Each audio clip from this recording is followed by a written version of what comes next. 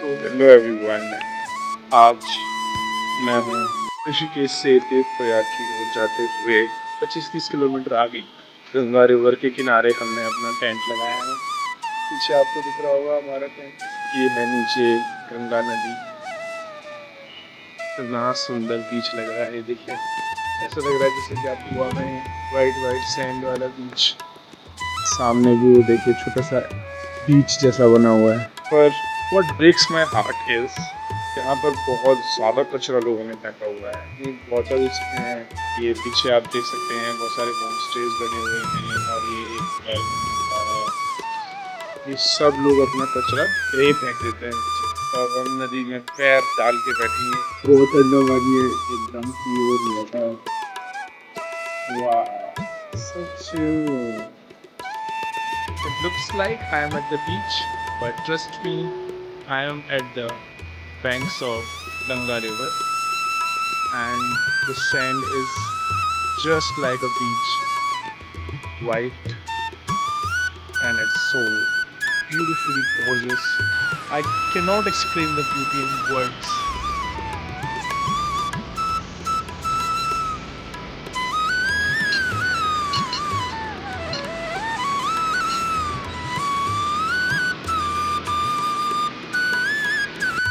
मैं तो आ गया, आप देख लो आपका बात। मैं तो आ गया। कब तक सोचते रहोगे उस काउच पर बैठकर कि मैं भी कभी घूमने जाऊंगा? जस्ट कम, जल्दी आओ। नहीं आए अभी? सोच रहे हो क्या? सोचते ही रहो तो। मैं तो जा रहा हूँ, ठीक है? छोड़ दो उन ऑफिस चेयर्स को और बैठ जाओ अपनी बाइक के सैडल पर। इतने सुंदर नज़ारे, इतनी ब्यूटीफुल मॉर्निंग को एंजॉय करने की बजाय लोग अभी सो ही रहे हैं।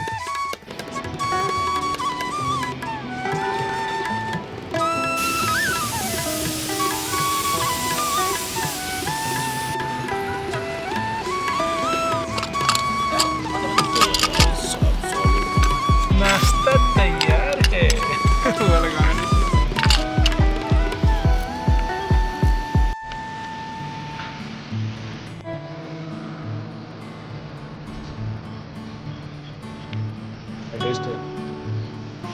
अद्भुत, अतुल्य। After the night, the real struggle is packing the stuff again and loading the motorcycle. It is really not easy. Luggage carrier ने कभी सपने में भी नहीं सोचा होगा कि उसके ऊपर धुले हुए बर्तन इस तरह से लटकाए जाएंगे।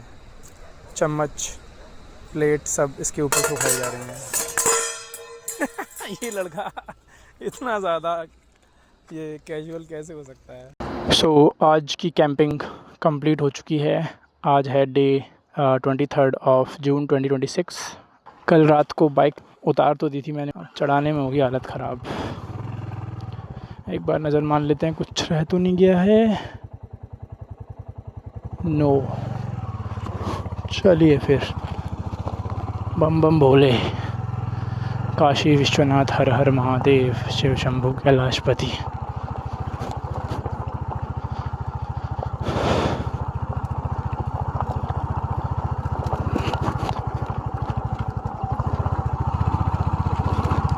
यहाँ से तो चढ़ गई, अब मेन प्रॉब्लम आएगी यहाँ से।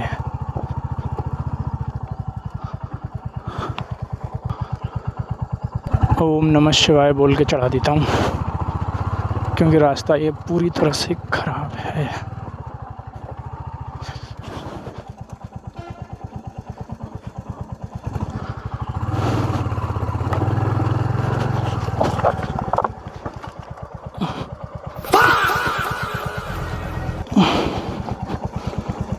ओके, गिर गई बाइक।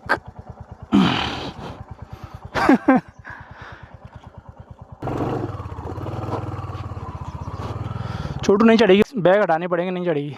गाड़ी लोड नहीं ले रही है। आई कैन फील दैट कि बाइक इस लगेज के साथ नहीं चढ़ पाएगी। किसी गलत जगह पे पलटी ना तो मैं संभाल नहीं पाऊँगा। अब मैंने बाइक से ये सारा लगेज हटा दिया है। अभी चढ़ाना मुश्किल हो जाएगा क्योंकि रास्ता बहुत ख़राब है। रात में तो पता नहीं था, हमने ऐसे चला दी।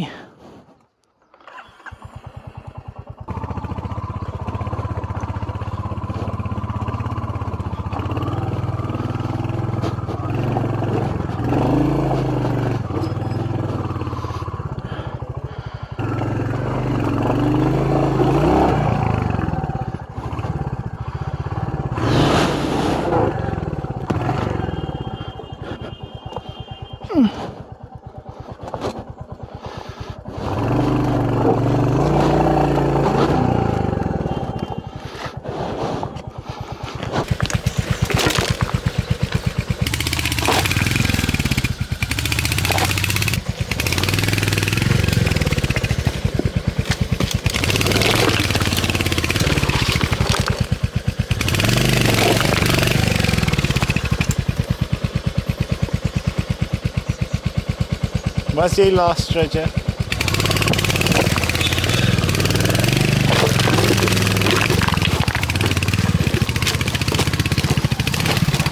फाइनली गाइस चढ़ तो गई है।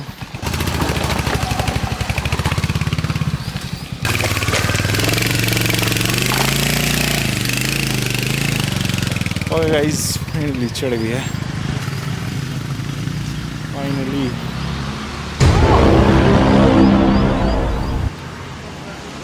हमारा सामान वो पड़ा है। A few moments later.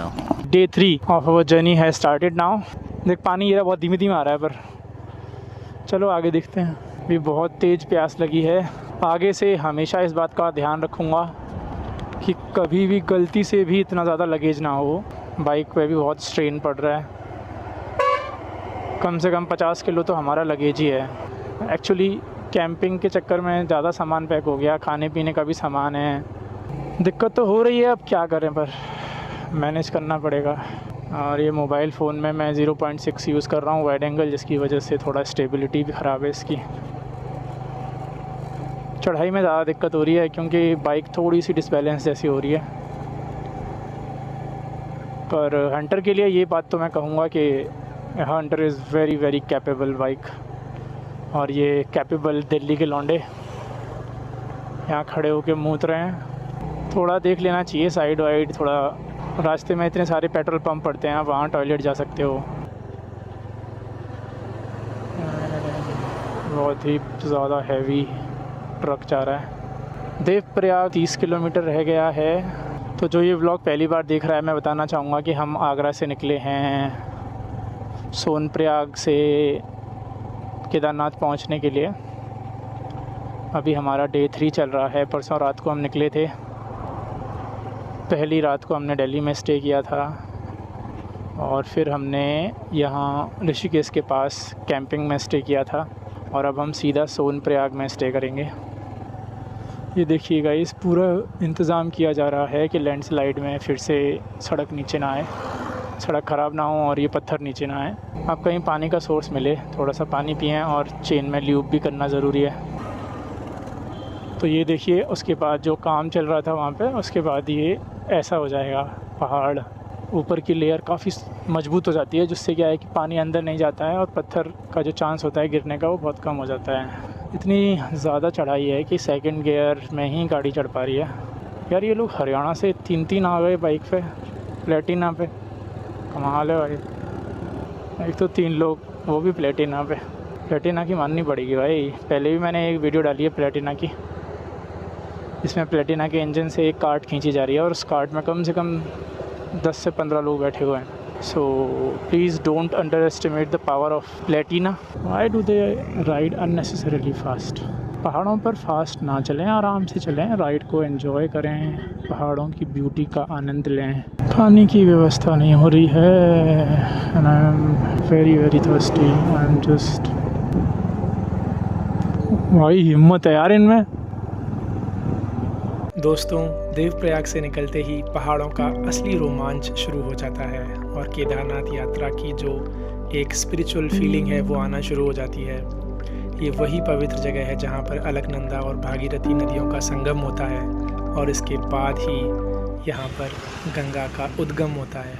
धार्मिक और सांस्कृतिक रूप से इस जगह का बहुत बड़ा महत्व है। मान्यता है कि यहाँ पे देवर्षि नारद ने तपस्या भी की थी। यातायात की भीड़ भाड़ को पीछे छोड़ते हुए हम अब आगे बढ़ना चाहते हैं, पर यहाँ पर बहुत ज़्यादा ट्रैफिक है इस टाइम पे। तो अभी हम निकल गए यहाँ से और इन पहाड़ी रास्तों का जो फील है वो अनपैरेलल है। मैं कंपेयर नहीं कर सकता हूँ। असली मज़ा तो पहाड़ों में आता है राइड करने में। और इस देवभूमि के सफ़र में मुझे उम्मीद है कि आप सबको बहुत ही आनंद महसूस हो रहा होगा, आप बहुत एंजॉय कर रहे होंगे। मैं पूरी कोशिश कर रहा हूँ कि आपके लिए अच्छी से अच्छी क्लिप्स ला सकूँ। और बगल से गुजरती हुई ये सुंदर नदी का दृश्य, एकदम ग्रीन ग्रीन पानी, एकदम ब्यूटीफुल नज़ारा। तो आप बताइए कमेंट्स में कि आपको हमारी ट्रिप कैसी लग रही है। और ये है गंगा माँ के नाम पर बनाई हुई, एशिया की तो नहीं शायद, इंडिया की, हाँ इंडिया की सबसे ऊंची बंजी जंपिंग है। तो आप यहाँ पे आ सकते हैं अपना सपना पूरा करने के लिए, बट थोड़ा ध्यान रखें सेफ्टी का। अभी हमने एक छोटा सा ब्रेक लिया था पानी पीने के लिए। पता नहीं गर्मी इतनी ज़्यादा हो रही है यहाँ पर, हालत टाइट हो गई है एकदम। और इतनी ज़्यादा गर्मी है इस टाइम पर कि ऐसा लग रहा है लू चल रही है पहाड़ों में। अभी लगभग दोपहर के 2 बज चुके हैं और हम 10 बजे निकले थे और हमने ब्रेकफास्ट किया था अराउंड 7:30 बजे। तो अभी बहुत भूख लग रही है और फॉर्चुनेटली हमें एक भंडारा मिल गया था रास्ते में, सरदारों द्वारा चलाया हुआ था। तो हम यहाँ पे रुके खाना खाने के लिए, बहुत ही टेस्टी था और इट वाज अमेजिंग। दोस्तों, जब आप इतनी लंबी राइड में सफ़र करते हुए श्रीनगर गढ़वाल पहुँचते हैं तो ऐसा लगता है जैसे वक्त मानो थम सा गया हो। ये खूबसूरत शहर ऊंची ऊंची पहाड़ियों के बीच एक सुंदर रिवर वैली में बसा हुआ है, जिसके बीचों बीच बहती है अलकनंदा नदी। यहाँ की नेचुरल ब्यूटी, ठंडी हवाएं और पहाड़ों की ये वैली आपके दिल को तुरंत जीत लेगी। ये शहर सिर्फ अपनी सुंदरता के लिए ही नहीं बल्कि अपनी रिच हिस्ट्री और एजुकेशनल के लिए भी बहुत फेमस है। 14वीं सेंचुरी में किंग अजयपाल द्वारा स्थापित श्रीनगर सदियों तक गढ़वाल किंगडम की कैपिटल रहा है। आज ये शहर एक बड़ा एजुकेशनल हब भी है, जहाँ फेमस HNB गढ़वाल यूनिवर्सिटी है, जो इसको एक वाइब्रेंट यूथ एनर्जी देती है। हिस्ट्री और एजुकेशन के साथ साथ इस शहर का स्पिरिचुअल इम्पोर्टेंस भी बहुत ज़्यादा है। इस शहर का नाम सेक्रेड श्री यंत्रा के नाम पर पड़ा है और यहीं पर है प्रसिद्ध कमलेश्वर टेम्पल, जहाँ पर लॉर्ड रामा ने लॉर्ड शिवा की पूजा की थी। इतना ही नहीं, इस अलकनंदा नदी पर 330 मेगावाट कैपेसिटी वाला श्रीनगर हाइड्रो इलेक्ट्रिक डैम भी है, जो क्लीन एनर्जी प्रोवाइड करता है। यहाँ के ब्रेथ टेकिंग लैंडस्केप्स इसे उत्तराखंड की एक ऐसी डेस्टिनेशन बनाते हैं जिसे आप कभी भूल ही नहीं सकते। वीडियो को प्लीज़ लाइक करें और इस चैनल को ज़रूर सब्सक्राइब करें, क्योंकि मैं आपके लिए लाता रहूँगा ये सारे शानदार नज़ारे। तो आप एंजॉय कीजिए इस व्यू को, फिर आगे चलते हैं। सुबह से चलते हुए हमें लगभग 7 घंटे हो चुके हैं और मंदिर अभी भी 125 किलोमीटर दूर है। और मैं सच बताऊं तो मैंने सोचा था कि रास्ते में कहीं ना कहीं हमें मंदिर द्वारा चलाए हुए भंडारे मिल जाएंगे और हम प्रसाद खाते हुए चलेंगे, बट अभी तक हमें सिर्फ सिख कम्युनिटी के लंगर ही मिले हैं, क्योंकि इस रास्ते पर हेमकुंड साहिब भी है, तो उनके द्वारा चलाए हुए लंगर हमें मिले हैं। और मुझे समझ नहीं आता कि केदारनाथ इतना बड़ा मंदिर है और इतने श्रद्धालु आते हैं, तो एक भंडारा भी चलाया जा सकता है उनके लिए। आई डोंट नो पैसा कहाँ ले जाते हैं, गॉड नोज़। थोड़ा तो भक्तों को भी दो भाई। फ्रेंड्स, श्रीनगर से थोड़ा आगे बढ़ते ही हम पहुंच गए हैं धारी देवी टेम्पल, जहां आते ही मन अपने आप शांत हो जाता है। उत्तराखंड की रक्षक कहे जाने वाली और चारों धामों की पहरेदार कहे जाने वाली माता यहां पे विराजमान हैं। यहां की खूबसूरत वादियां और बहती नदी की आवाज़ में जो एक अलग ही दिव्य ऊर्जा महसूस होती है। ये कोई आम मंदिर नहीं है, ये एक ओपन एयर श्राइन है, जहाँ पे माँ धारी देवी बिना किसी छत के खुले आसमान के नीचे विराजमान हैं। इन्हें माँ काली का रूप भी माना जाता है, जो दिन में 3 अलग अलग रूप, बच्ची, युवती और वृद्धा का रूप धारण करती हैं। ऐसा विश्वास है कि माँ ही पूरे हिमालयाज़ और 4 धाम की रक्षा करती हैं। यहाँ की हवा में एक अनोखा रहस्य है और बहुत ही आध्यात्मिक सुकून है। लोग मानते हैं कि बिना इनके आशीर्वाद लिए ये यात्रा पूरी नहीं होती। इस पवित्र स्थल पर ज़रूर रुकें और माता को प्रणाम करें। हर हर गंगे, जय माँ धारी देवी।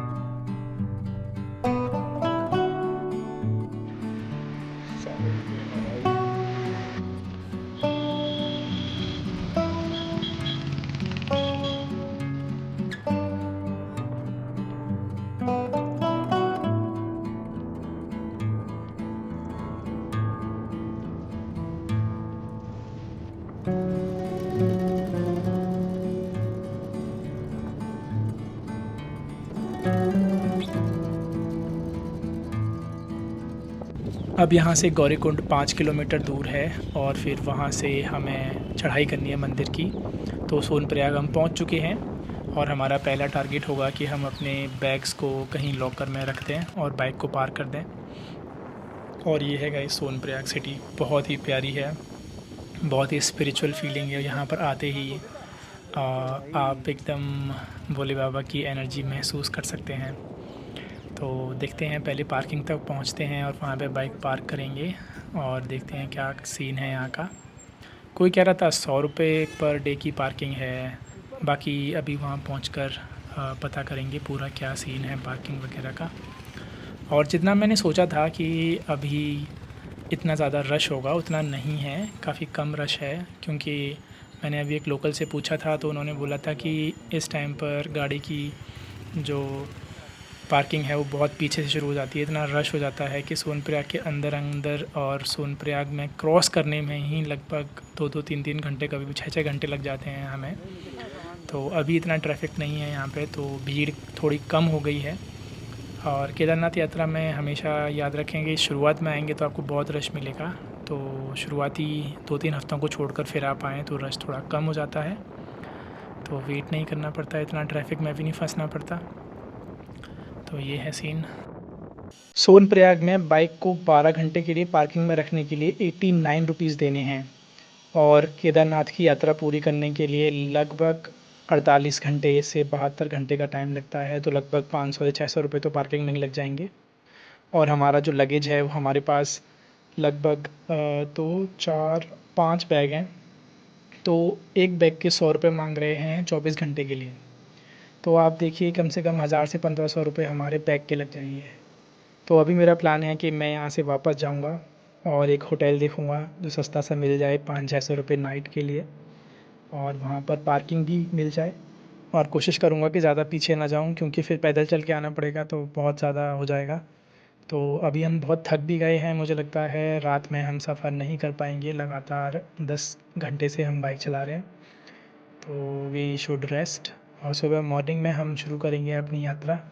तो पास में देखता हूँ मैं कोई होटल, वहाँ पर रुकेंगे, बाइक को वहीं पार्क कर देंगे और 500 रुपीज़ पर नाइट इट्स ओके। अगर हम पार्किंग में करते हैं तो बहुत महंगा पड़ जाएगा। सो गाइज़, इस बात का आप ज़रूर ध्यान रखें जब भी आप यहाँ आएँ।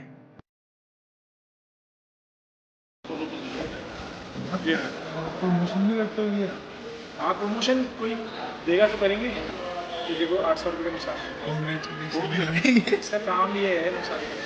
भाई कैमरे में दिखाना ज़रा। भाई ने नुकसान कर दिया थोड़ा।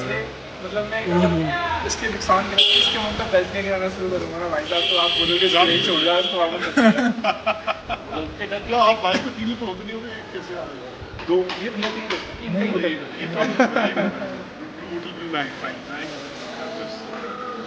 आइए भैया, आप लीजिए हम यार परसों दिल्ली से इंडिया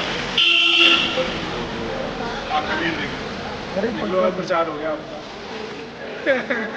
आपका बिल ये जहाँ जाता है प्रमोशन खुद हो जाता है। प्रमोशन खुद हो जाता है, प्रमोशन के लिए कॉन्टैक्ट करें। परसों अगर हम लोग आए और तो सुनो, और ये भैया जहाँ जाते हैं और नुकसान हो जाता है। वो कहते हैं ना कि पहाड़ों की सुंदरता सिर्फ पहाड़ों से नहीं, वहाँ के लोगों के व्यवहार और शालीनता से भी है। यहाँ गौरव से मिलकर बहुत अच्छा लगा। इसी का होटल है ये ब्लू पाइन होटल। तो आप केदारनाथ आएँ तो सोनप्रयाग में यहाँ पे ज़रूर रुकें।